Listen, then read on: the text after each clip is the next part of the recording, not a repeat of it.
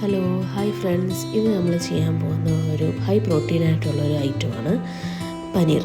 Okay, പനീറിൻ്റെ പലതരം recipes നമുക്ക് breakfast, lunch, ഡിന്നറിലെല്ലാം use ചെയ്യാൻ പറ്റും. ഓക്കെ, സ്റ്റാർട്ട് ചെയ്യാം. അപ്പോൾ നമുക്ക് ഞാൻ എടുത്തിരിക്കുന്ന ഒരു 3 കവർ പാലാണ്. ഒരു 1.5 ലിറ്റർ പാലുണ്ട്. അതിലേക്ക് ഒരു 2 ടേബിൾ സ്പൂൺ വിനീഗർ ഒഴിക്കുകയാണ് കേട്ടോ. വിനീഗറിന് പകരം നമുക്ക് നാരങ്ങ നീര് വേണമെങ്കിൽ യൂസ് ചെയ്യാം. ഇപ്പോൾ ഒരു 3 കവർ പാലിന് നമുക്ക് ഒരു നാരങ്ങയുടെ നീര് ഇനഫായിരിക്കും. ഓക്കെ, അത് ഒഴിച്ച് ജസ്റ്റ് ഒന്ന് ചൂടായി കഴിയുമ്പോഴത്തേക്ക് നമ്മുടെ പനീറും വെള്ളവും കൂടി ഇങ്ങനെ സെപ്പറേറ്റ് ആകണ്ടോ, നല്ല രസമുണ്ട് കാണാൻ.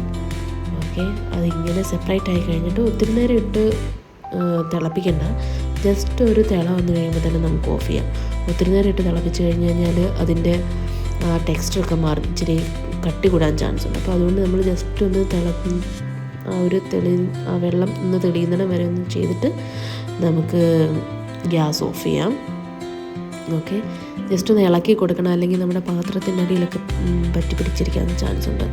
ഒന്ന് ഇളക്കി കൊടുത്ത് ഗ്യാസ് ഓഫ് ചെയ്ത് പിന്നെ നമുക്കതൊന്ന് അരിച്ചെടുക്കാം. ഒരു നല്ലൊരു ക്ലീൻ ആയിട്ടുള്ള കോട്ടൺ ക്ലോത്തിൽ നമുക്കത് അരിച്ചെടുക്കാം. അപ്പോൾ അതിൻ്റെ വെള്ളവും പനീർ സെപ്പറേറ്റ് ആയിട്ട് വരും. അതിൻ്റെ വെള്ളം ഫുള്ളായിട്ട് ഡ്രെയിൻ ഔട്ട് ചെയ്ത് കളയണം കേട്ടോ. ഈ വെള്ളം നമുക്ക് ചപ്പാത്തിയുടെ മാവൊക്കെ കുഴയ്ക്കാൻ വേണ്ടിയാണെങ്കിലും യൂസ് ചെയ്യാം കേട്ടോ. നല്ലതാണ്. അതിൻ്റെ വെള്ളം ഫുള്ള് ഡ്രെയിൻ ചെയ്ത് നല്ലതായിട്ട് പിഴിഞ്ഞ് നമുക്ക് ചിലർ വെയിറ്റൊക്കെ വെച്ചാണെങ്കിലും ഫുള്ള് കളയാൻ വേണ്ടി നമ്മളിപ്പോൾ പെട്ടെന്ന് യൂസ് ചെയ്യുന്നതുകൊണ്ട് ഒത്തിരി ചെയ്തില്ലെങ്കിലും സാരമില്ല.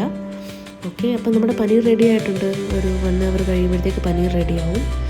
ഓക്കെ, എല്ലാവരും ട്രൈ ചെയ്ത് നോക്കണേ പനീർ റെസിപ്പീസ്. ബൈ.